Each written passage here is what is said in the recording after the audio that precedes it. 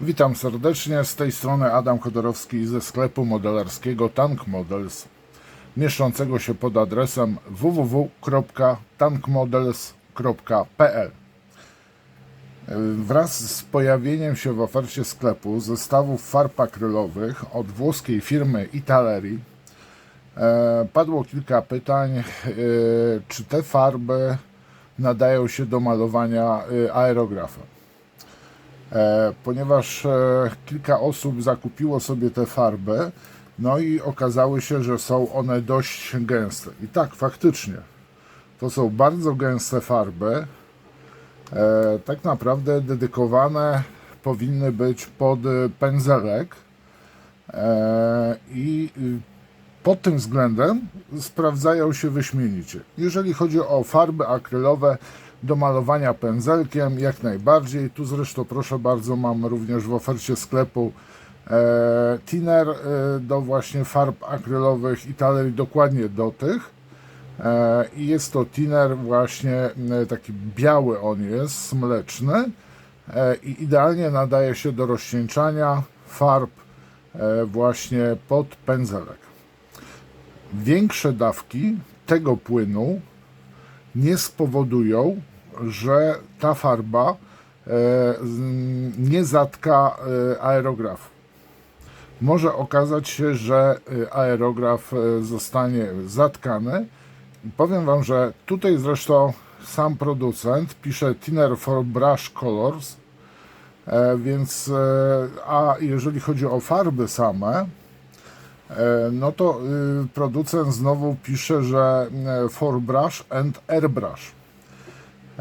Ja przetestowałem te farby zgodnie z tym, co producent podał, czyli tam odpowiednie proporcje dawałem tego thinnera, inaczej, do tego thinnera odpowiednie proporcje farby, bo pamiętajmy o tym zachowaniu kolejności.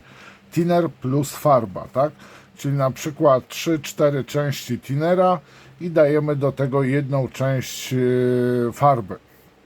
Na przykład wlewając farby do aerografu, jeżeli nie mieszacie przed, na przykład w jakimś pojemniczku, no to można na przykład coś takiego, no to w tym momencie można liczyć się, że aerograf może zostać zatkany. Tym bardziej, że jeżeli malujecie którąś tam kolejną, drugą czy trzecią farbą, no to w tym momencie można źle mieć wypłukany aerograf i na przykład wlewając farbę, a dopiero thinner, w zależności od gęstości farby oczywiście, można zapchać sobie aerograf, ponieważ najpierw wpłynie sobie farba do tej tutaj do dyszy, a dopiero później będzie wpływał thinner, tak? Więc warto teraz tak zastosować, albo mieszamy sobie w jakimś pojemniczku, thinner po prostu taką miksturę robimy, rozcieńczoną farbę i wlewamy sobie do później aerografu, ewentualnie wlewamy thinner i dopiero farbę i mieszamy pędzelkiem w pojemniczku, w tym kieliszku w aerografie, ewentualnie zatykając po prostu wylot dyszy, żeby się ta farba dobrze tutaj wymieszała w tych częściach, w tym miejscu. A ja dzisiaj chciałbym właśnie pokazać taki zestaw, który sobie zakupiłem. Jest to zestaw kolorów farb do współczesnych pojazdów wojskowych, ale współczesnych pojazdów wojskowych używanych w armii amerykańskiej oraz w armiach należących do NATO. Jest to zestaw, co ja mówię, jest to zestaw idealnie nadający się tak naprawdę do pomalowania powiedzmy polskich pojazdów, tak? Czyli na przykład Humvee, czy na przykład Rosomak, na przykład powiedzmy K9, czyli Black Panther, czy na przykład, nie, zaraz, Black Panther, dobrze, chodzi o Czarną Panterę koreańską w wersji polskiej, czy też na przykład Abramsa, Rosomaka chyba wymieniałem, czy też Rosomaka. Jest to naprawdę bardzo fajny zestaw, bardzo mi się spodobał, a powiem Wam jeszcze jedna rzecz. Cena względem ilości farby, jaką otrzymujemy. Otrzymujemy bardzo gęstą farbę w 20 ml pojemniku, I powiem Wam, jeżeli ktoś maluje pędzelkiem, dobrze już potrafi malować pędzelkiem, ja trochę już wytraciłem tę umiejętność malowania pędzelkiem ze względu na długą przerwę, to powiem Wam, że te farby na pewno powinny go usatysfakcjonować. Powinien być zadowolony, bo tak naprawdę troszeczkę farby firmy Italeri, tym bardziej, że jest to chyba już, na pewno jest to druga generacja, o ile nie trzecia, farb akrylowych od Italeri. I chodzą takie plotki, że farbę dla Italeri robi firma Vallejo, czyli Vallejo po naszemu. I one bardzo przypominają gęstością farbę model Color od Vallejo, czyli te typowe takie, czy Panzer Ices, typowe farby do malowania właśnie pędzelkiem. I dzisiaj chciałbym Wam właśnie zaprezentować, jak malować tymi farbami, ale uwaga, bez użycia firmowego thinnera. Przygotowałem sobie thinner do farb akrylowych Brush i Airbrush od firmy Amo by Mick Jimenez. Przygotowałem sobie również thinner od Vallejo.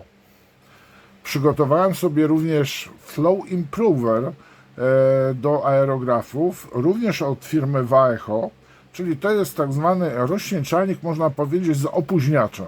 Rozcieńczamy farbę, a jednocześnie ten płyn powoduje opóźnienie zasychania farby. Uwaga, Crayon Italeri Life Color, włoska firma produkująca naprawdę bardzo wysokiej jakości farby akrylowe do malowania pędzelkiem, ale również aerografem. Bardzo podobna sytuacja jak w Italeri. Są to farby dość gęste i trzeba odpowiednio znaleźć dla siebie proporcje tych farb, czyli thinner farba, żeby nimi malować aerografem. Czyli to jest trzeci. Mam oczywiście również tak, dobrze, rozpuszczalnik. Tutaj posłuchajcie, to jest firma Pure. Jak zobaczycie tu rozpuszczalnik, to nie jest to rozpuszczalnik farb, tylko rozcieńczalnik. Tu jest błąd po prostu. I to jest uniwersalny płyn. I taki płyn na przykład w moim sklepie są one dostępne. Kosztuje 13, tak? 13,2 chyba. Tak, 13-12 groszy. Najtańszy chyba na rynku w tej chwili rozcieńczalnik. I po kolei Wam pokażę właśnie, jak te farby zachowują się pod wpływem przede wszystkim 3-4 producentów rozcieńczalników. Tak, dobrze mówię? Raz, 2, 3, 4. W jakich proporcjach należy dawać te farby, dany efekt uzyskać malowania. Ja tu sobie już ustawiłem na kompresorze, jest 20 PSI. Ja tak mam ustawiony kompresor i maluję sobie w takim ciśnieniu farby. I teraz chciałbym Wam właśnie, tutaj mam przygotowany taką płytkę zapodkładowaną, oczywiście białym akrylem od One Shot od Amo by Mick Jimenez. Mogłem tak samo zapodkładować czarnym primerem od Vallejo lub szarym. Wybrałem biały, żeby nie było przekłamań właśnie w malowaniu. W sensie kolorystyki, tak? I teraz pozwolicie, że sobie przygotuję pierwszą farbę. Będzie to farba, posłuchajcie, Flat Rust.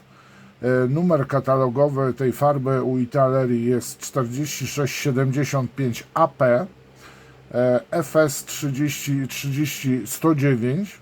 Jest to farba właśnie na przykład używana, powiedzmy tak jak Amerykanie używali dodatkowego dopancerzenia i on był wtedy w takim zardzewiałym kolorze. Bardzo fajny kolor. I teraz przygotuję sobie takie próbki właśnie, niewielkie ilości farby. Do pomalowania naprawdę tam można dość sporo pomalować, jeżeli chodzi o daną ilość farby. I będę tutaj poszczególnymi rozcieńczalnikami sprawdzał właśnie, ile trzeba dać danego rozcieńczalnika do farby, żeby można było malować. I powiem Wam, że ja sobie ustaliłem teraz, jeżeli mamy te 20 PSI, to z reguły dawałem tak, jeżeli chodzi o thinner, to tutaj sobie zaznaczę, dawałem z reguły 4 części do jednej części farby. I ja na tych sprawdzimy, czy poszczególne tinery dają tą samą, ten sam komfort malowania. Właśnie chcę Wam pokazać teraz, może na czymś oddzielnym. Dałem tutaj już po prostu. Farba jest naprawdę dość gęsta. I ta farba jest o tyle też ciekawa, że tą farbą, jeżeli ona w ogóle tak, widzicie jak ona spływa, rusza się na tym kartoniku. I teraz posiadając wodę, ewentualnie używając, bo tutaj jest właśnie ciekawa rzecz z tą farbą, że można spokojnie używać, na przykład malując pędzelkiem, rozrobić sobie ją z wodą. Oczywiście ja zawsze sugeruję, żeby używać takiego płynu dedykowanego przez producenta. Na przykład powiedzmy tutaj dołożę powiedzmy do jednej dużej kropli dodałem, nie jest to może najlepszy pomysł, dodałem 3 krople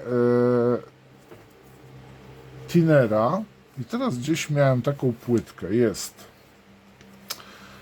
mam taką płytkę i jeżeli chodzi, ten pędzel jest masakryczny, to zwróćcie uwagę, że przy tej powinienem mieć bardziej rozcieńczone i możliwe, że w ten sposób uratuję jakoś tą płytkę. Po prostu mokrym pędzlem, niewysuszonym, pomalowałem tą płytkę. I powiem Wam, zero śladu po takim sztywnym, zużytym pędzlu jest. Dość grubą warstwę tej farby położyłem. Powiem Wam, że zero śladu pędzla jest. To jest dość bardzo ważne przy tego typu, więc można spokojnie sobie rozcieńczyć tą farbę, no według własnego uznania, tak? I powiem Wam, że ona, co ciekawe, przemieszcza się, ale nie jest to takie spływanie maksymalne. Dobrze, teraz tak, biorę na pierwszy ogień idzie thinner od Amo by Mick Jimenez. Tu jest taka jedna duża kropla.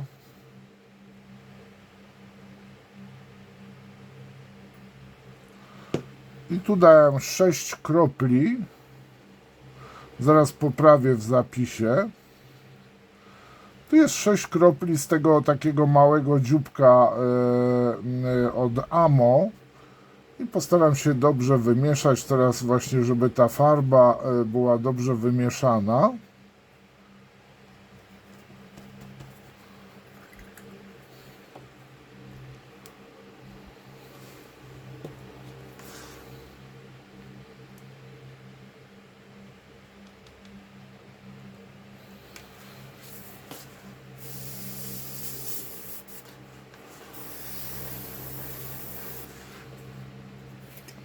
Na razie nie widzę żadnego problemu. Zobaczymy zaraz, jak będę tym malował dane pole.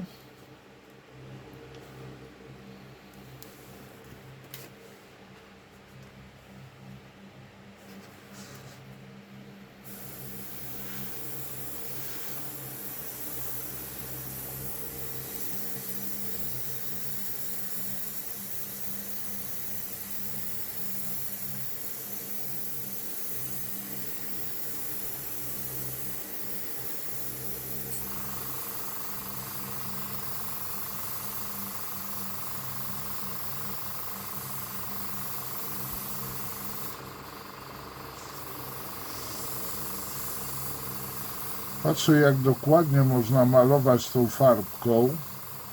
Tutaj mi to ładnie idzie, jak sobie tak maziam, ale jeżeli już trzeba linię, powiedzmy, pomalować, no to już może być problem, tak jak ostatnio ten pre-shading pokazywałem. Teraz pozwolicie, że sobie wyczyszczę aerograf. Aerograf został wyczyszczony. Tutaj nakrętka taka jest przygotowana. ciężko się, praktycznie nie ma możliwości wymieszania. I tutaj wezmę drugi kolor Flat Black, czyli farbę o numerze 47608 AP. I to jest FS 37038. I tak samo, jedna kropla.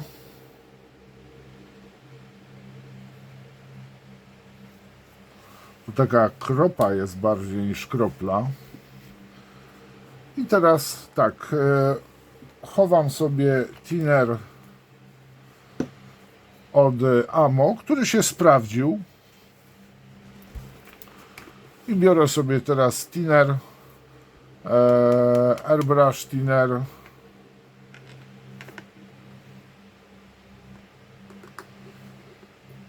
Raz, dwa, 3, 4, 5, 6. Czyli powiem wam, że ja tutaj muszę zmienić to, bo to jest 6 tak naprawdę 6 do jednej takiej, to można powiedzieć 6 do 2, tak? Bo to jest dość duża kropla. Więc to nie jest taka kropelka, powiedzmy, jak właśnie z zakraplacza, tylko taka dość duża kropla. Ja po prostu w ten sposób to przeliczę. Tutaj powiem jedną rzecz, że powiem wam, że widzę, że tu jest troszeczkę już inaczej. Ciężej się... Nie, jest ok, dobrze.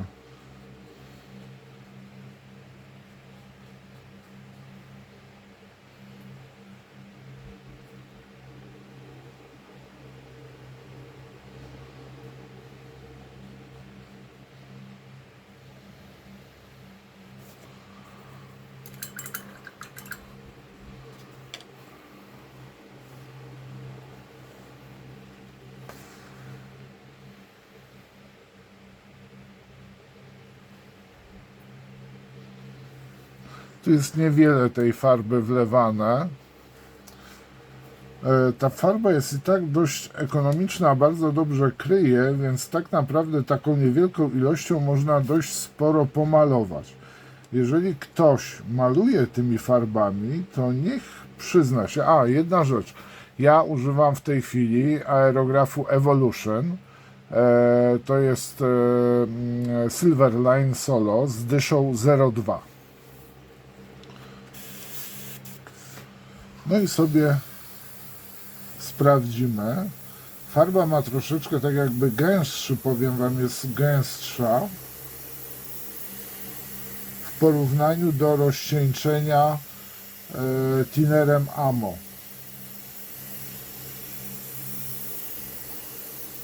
Ale jest bez problemu, się maluje.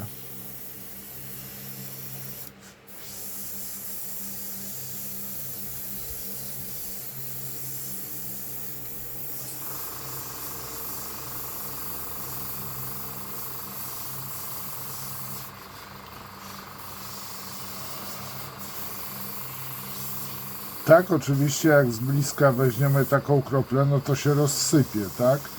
Więc tutaj na przykład wiadomo, że powinniśmy tak z trochę daleka malować albo z mniejszym ciśnieniem, bo farba jest dość rzadka, ale nikt z nas przecież tak nie maluje na gazie, tak? To trzeba automatycznie mniej rozcieńczalnika dać do farby, żeby nie było rozprysków. My z reguły malujemy tak powierzchnię, że po prostu sobie tak malujemy, tak? Dane powierzchnie. O, widzę, farba się kończy. Bardzo się cieszę. Bo najwyższa pora przejść do kolejnego rozcieńczalnika. A dokładnie użyć Flow Improvera. Na razie czyszczę aerograf. No i teraz kolejny odcień farby. A mianowicie będzie to kolor Flat Green 383, czyli ta zieleń taka natowska ma być. Numer katalogowy farbki to jest 4857 AP. No i FS to jest 34094. No coś tam, coś się rusza. I teraz tak samo.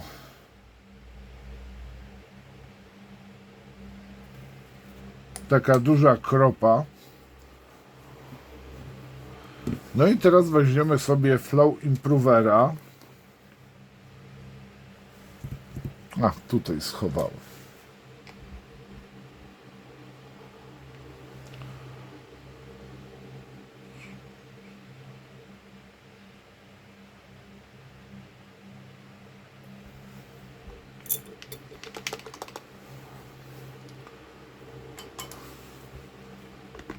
Te same proporcje, powiedzmy, że ze względu na wielkość tej kropli, jaka wypada z farby, no to jest tak naprawdę z tego pojemniczka, no to daje nam taką dwie krople, tak? Więc ja daję w tym momencie 3:1 tak naprawdę, no bo 6:2 to jest 3:1. Jeżeli dacie jeszcze jedną kroplę, to nic się naprawdę nie stanie. Grunt, żeby wam ładnie kryła ta farba. I następnie, a zobaczymy, jak maluję powierzchnię. O właśnie, tą powierzchnię. Przy tej, tutaj jeszcze jest mokra.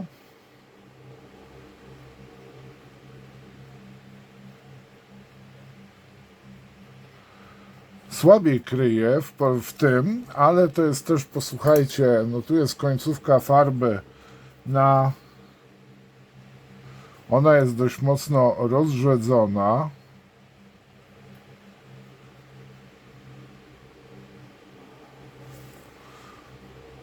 I zupełnie, ale bardzo ładnie też. Zwróćmy uwagę, że tu jeszcze farba nie wyschła. Odkładam sobie tą farbę. No i teraz w zbiorniczku ląduje farba rozcieńczona Flow Improverem.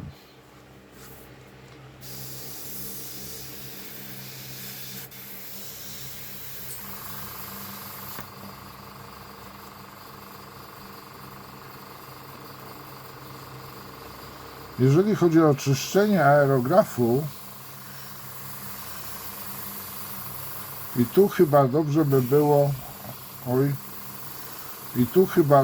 było, lepiej przeczyścić aerograf. Ewentualnie ja sobie dodam Flow Improvera, po prostu jeszcze jedną kroplę, bo najprawdopodobniej jest nie do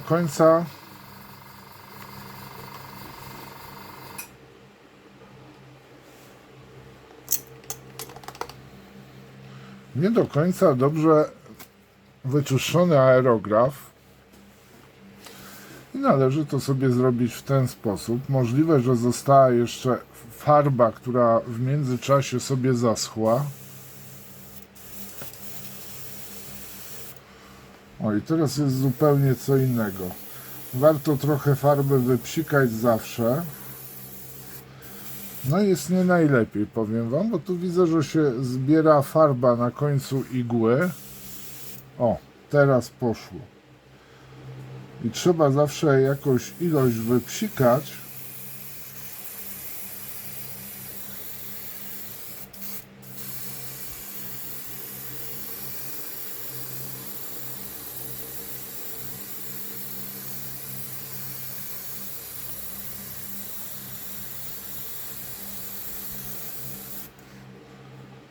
No i widzimy, że farba żyje cały czas. Tak, troszeczkę jest aerograf przybrudzony w środku.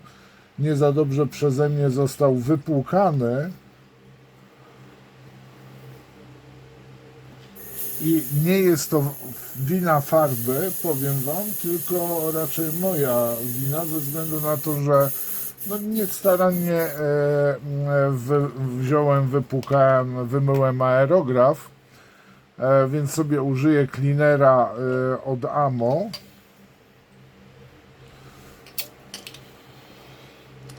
i wszystko powinno za chwilę wrócić na swoją drogę.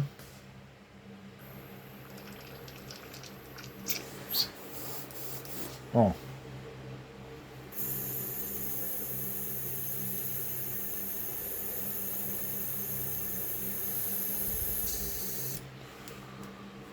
Jeszcze przepłuczemy wodą.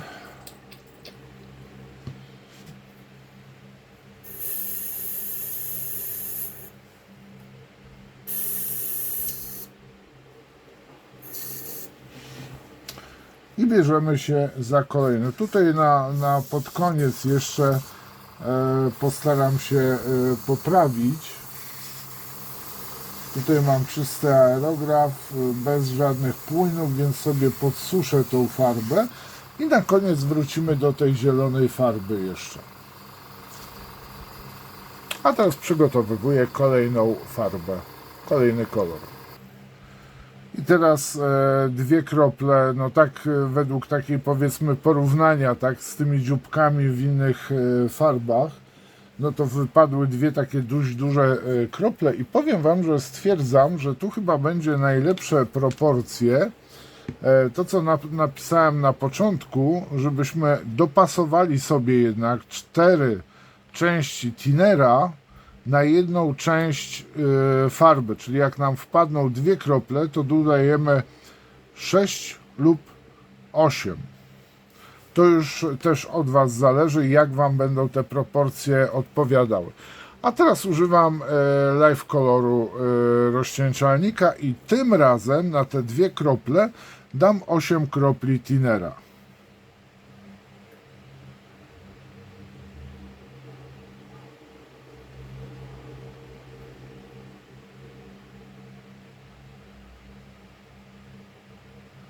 Ale zaraz jeszcze przy 6 kroplach sprawdzę, jak sprawdza się thinner. O, tutaj posłuchajcie, wystarczyło 6 kropli.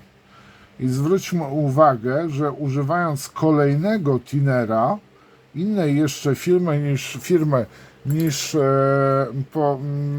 producent farb, dość rzadka jest farba, tu w tym momencie wystarczy przy Live Colorze, thinnerze z Live Colora, wystarczyły tylko proporcje 6:2, tak?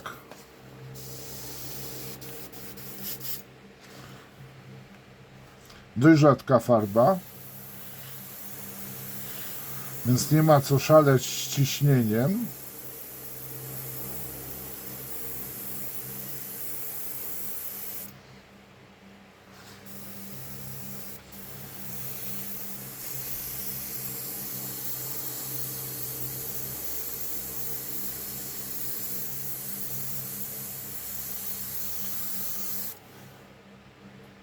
Czyli w przypadku tylko Flow Improvera działy nam się jakieś cuda.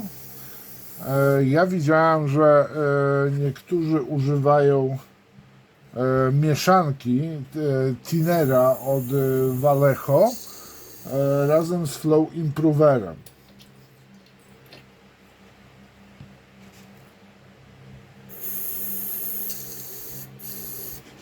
No i powiem Wam, super. Cieniutka warstwa. Zobaczymy, jak ten kolor będzie wyglądał i troszeczkę go podsuszymy z daleka samym powietrzem z aerografu.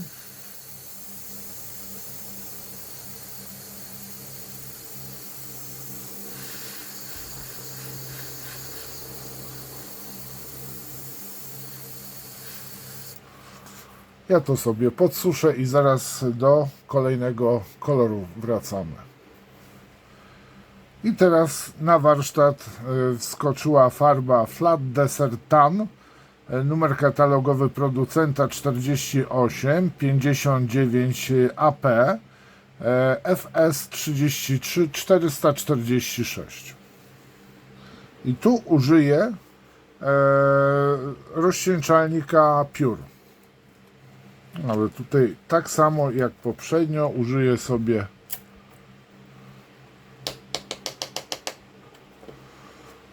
użyję sobie pipety.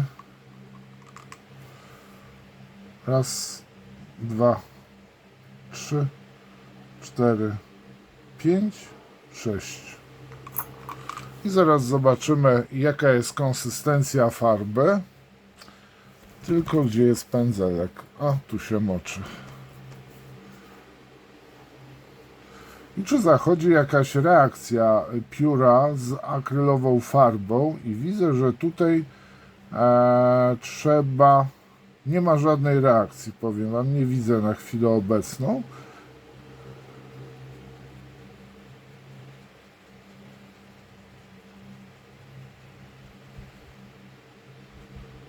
Nie, dobrze się rozpuściła.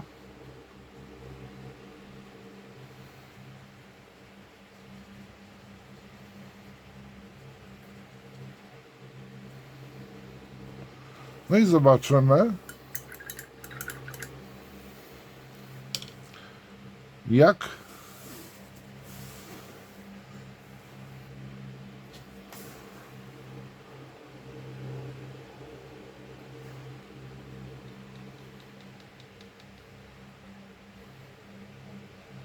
no jest dość rzadko teraz, rzadka się zrobiła.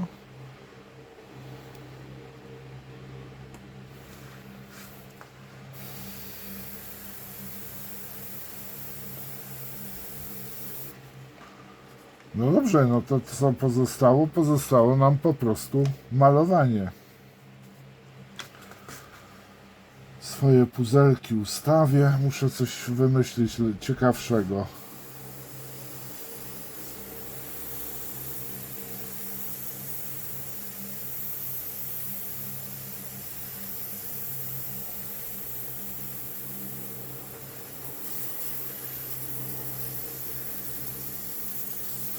Zwiększyłem ciśnienie.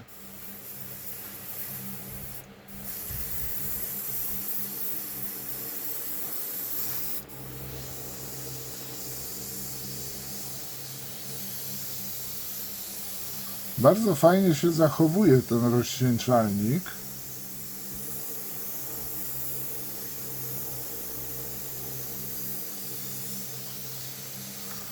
Mimo tego, że jest rzadki,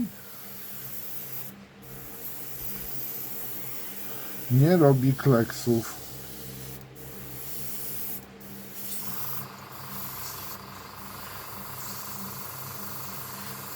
I ja go coraz częściej, powiem wam, używam tego właśnie rozcieńczalnika, jak i również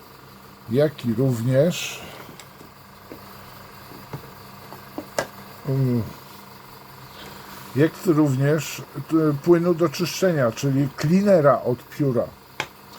I jeszcze cleaner nie spowodował, naprawdę czyścił bardzo dobrze. I z reguły jak nalewam właśnie, no tutaj wody wlałem, tak? To nie jest najlepsza metoda, bo można sobie wodą naprawdę zatkać, bo może farba po prostu inaczej zareagować. Może się okazać, że farba no, po prostu będzie rzadsza, ale to nie oznacza, że aerograf będzie umyty, tak? No i czyścimy aerograf. Aerograf jest wyczyszczony. Wyczyściłem go właśnie płynem czyszczącym właśnie piór. Warto zawsze sprawdzić, czy cleaner przypadkiem na przykład wlać sobie na taki właśnie dekielek, powiedzmy ewentualnie do pojemniczka, na przykład sprawdzić farbę, czy na przykład jeżeli będziemy chcieli danym cleanerem wyczyścić farbę z aerografu, czy ona się przypadkiem nie zważy, po prostu nie zacznie dziwnie się zachowywać, ponieważ może dojść do poważnego zatkania aerografu i czekać nas będzie maksymalne czyszczenie z rozbieraniem całego aerografu.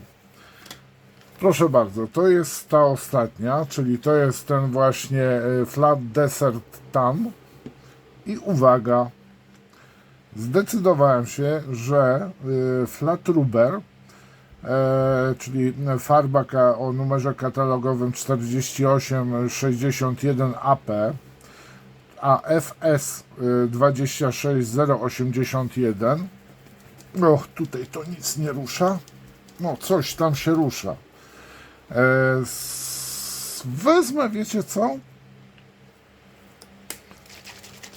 Jednak wezmę Thinnerem for Brush Colors, tym rozcieńczę. Boję się, że mogę sobie zapchać aerograf i będą jakieś dzikie węże. To jest farba, dobrze. To jest farba.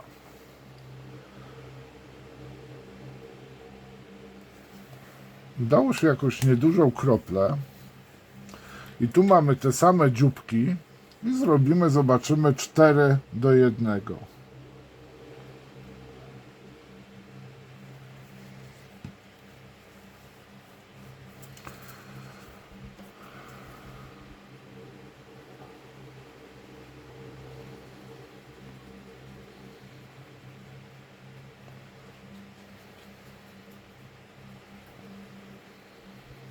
Tej gęstości farby nie wlewałbym bezpośrednio do aerografu.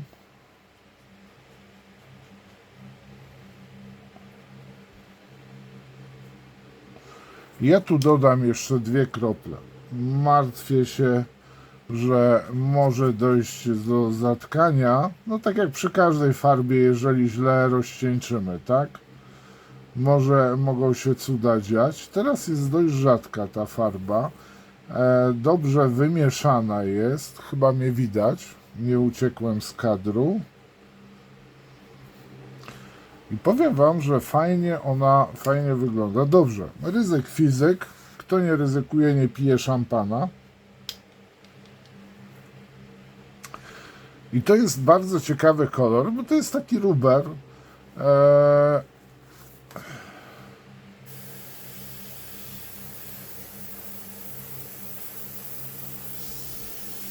Jest ok, posłuchajcie, można malować.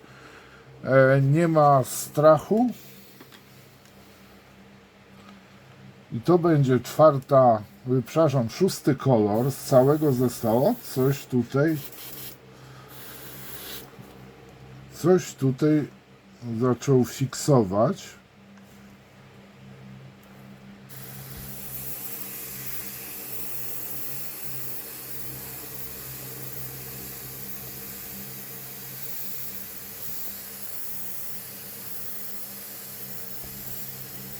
Taki kolor opon. Wyblakła czerń.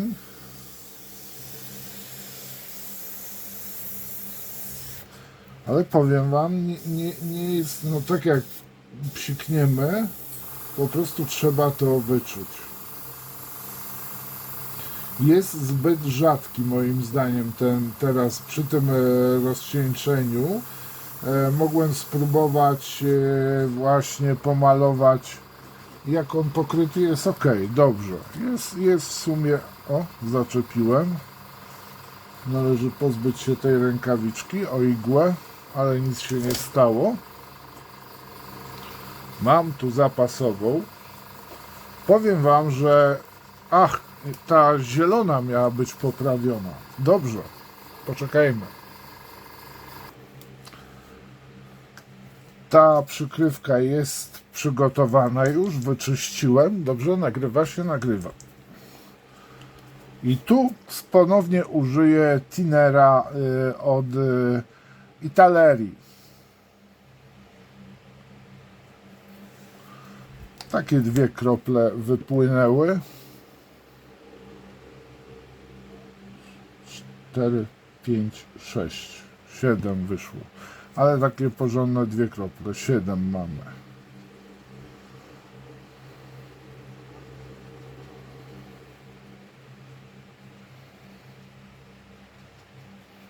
Lepiej by było mieć taki pojemniczek silikonowy, do którego nie przyczepia się farba, tylko ładnie spływa po ściankach.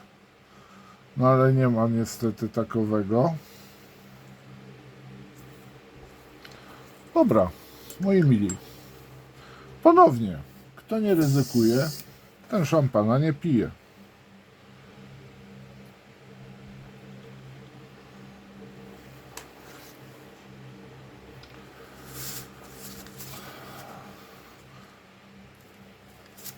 Pozostawiamy tylko to, co ma być pomalowane na zielono.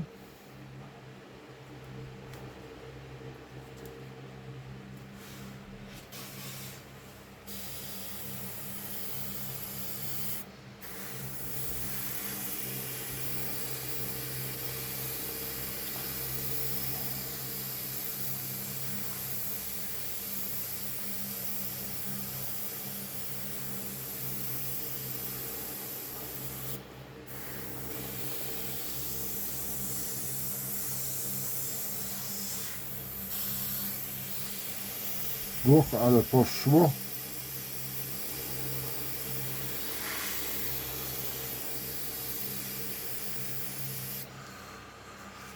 Proszę bardzo, super bajka. Ja jestem bardzo zadowolony. I powiem Wam, że coraz bardziej się przekonuję do farb i talerii. Tak sprawdzałem, tak się podobno wymawia. Bardzo proszę osoby posługujące się językiem włoskim o niekrytykowanie. To nie jest śmianie się, nabijanie.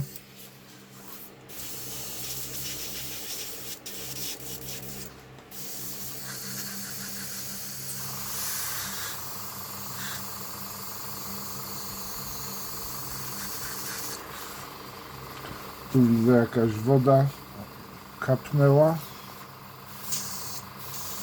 No, dobrze, że to zrobiłem.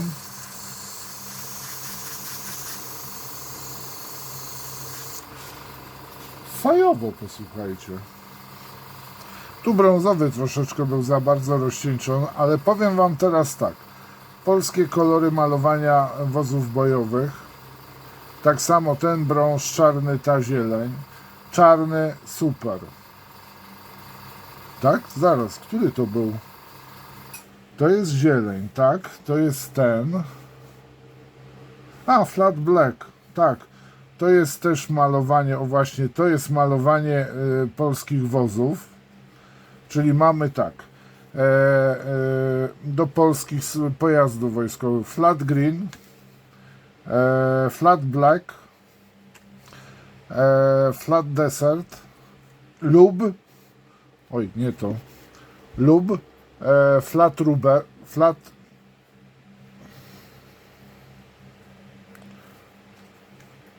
brown, flat black, flat rubber, flat rust. Bardzo proszę, to są te farby, te kolory.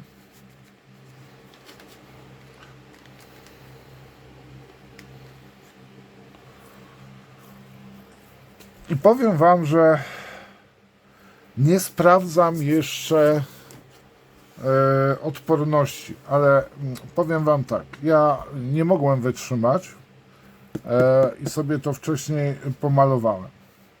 To są, po prostu film nie wyszedł, tak jak to nagrywałem. Nagrywałem to, po prostu się bateria kończyła, ja potrąciłem na dodatek kamerę i powiem Wam teraz jedną rzecz. Sprawdzimy sobie wytrzymałość farby. To jest dość mocne. Tu rysy zaczyna, takie ślady rysowania. Ale powiem Wam tak, no nie znam kogoś, kto by sobie siedział i swój model skrobał, tak? Widać rysy po plastiku, no ale to jest normalne, jak po sobie tu pociągniemy, to też będzie. I powiem Wam tak, jak tutaj było rysowane rysikiem, no to niestety tak, tu poszło. Ale jak mogę, popatrzcie, te farby nie zmieniły w ogóle odcienia. Jest to samo i to samo jest tutaj. Coś sknociłem w ten sposób. To jest ten kolor, tylko inaczej rozcieńczony, pokryty dobrze. tu mamy ten kolor, w zależności od rozcieńczenia i grubości warstwy, kolor jest taki. Czyli mamy tu wszystkie te farby. Powiem Wam tak, jeżeli ktoś jest pędzelkowcem i airbrusherem, to te farby ze względu na jakość jest ok. Jeżeli chodzi, powiem Wam, zwróćcie uwagę, że te farby używany był thinner Amo, był thinner Vallejo, był thinner, posłuchajcie, Life Color, włoskiej też firmy, był jeszcze jeden thinner, nie, to jest rozcieńczalnik, dobrze, rozcieńczalnik, posłuchajcie, Pure i była też woda. No i oczywiście spokojnie do tego thinnera, ten thinner też spoko polecę do pędzelka i jednak aerografu. Ja mam ustawione to, proporcje, powiem Wam tak, jak dacie 4:1, widzieliście, maluje, jak dacie 6:1, jest ok, będzie cieńsza. A tu sobie wysycha ta zielona farba. Na plastiku zobaczcie troszeczkę inaczej, na tego typu plastiku i ona jeszcze zasycha. No tu jest gruba warstwa, tak? Powiem Wam tak, 20 ml jest we flaszce, w tym pojemniczku, gęstej farby. Jak ktoś sobie kupi na przykład pojemniki takie typowe do farb, coś takiego, można oddzielnie kupić, i sobie porozrabia te farby, nie wiem jak one będą się zachowywały, jedynie te farby, jeżeli one będą, powiedzmy, rozcieńczone w jakichś tam proporcjach, powiedzmy w takim kieliszku ktoś sobie weźmie farby, wleje do tego rozcieńczalnika, wymiesza i zleje do butelki. Powiem Wam tak, naprawdę są niegłupie farby, zapomniane, pewnie wielu znowu mówi na nie, że są, posłuchajcie, błoto i tak dalej. Wybór pozostawiam Wam. Ja, ze względu na to, że mam zamiar pomalować pojazdy w barwach polskich, użyję tych farb. Pomaluję sobie, zabezpieczę je, posłuchajcie, lakierem następnie. No szkoda, że tutaj nie mogę w tej chwili trafić satyny, gdzie się uposiałem. Wszystkie satyny, lakiery satynowe po prostu poszły gdzieś, schowały się. Bo warto też sprawdzić sobie taką próbkę zrobić, pomalować je satyną, żeby wiedzieć na przykład jak zachowa się, zmieni się odcień tej farby po pokryciu satyny. To mi się nie podoba, ale no tutaj coś poszło nie tak, jak użyłem Flow Improvera. Polecam Flow Improvera naprawdę, tylko tu coś wyszło. Nie ma zamiaru tego markować, udawać, że było super Bayer, nie? Widzieliście, to jest praktycznie na żywca kręcone, tylko później przerzucone do internetu. Z moich stron to wszystko. Dziękuję Wam za uwagę. Życzę udanego dnia. A, jeszcze jedna rzecz. Farba nie waży się tak. Przy cleanerze od Amomiga nic się nie dzieje przy wodzie. Gdzie jest ten płyn czyszczący? Nic się nie dzieje przy piórze. I uwaga, tu jeszcze użyłem cleanera. Gdzie on ucieka? Tu jest. Vallejo. Airbrush Cleaner. Resztki mam, ale dałem radę jeszcze coś tam dolać.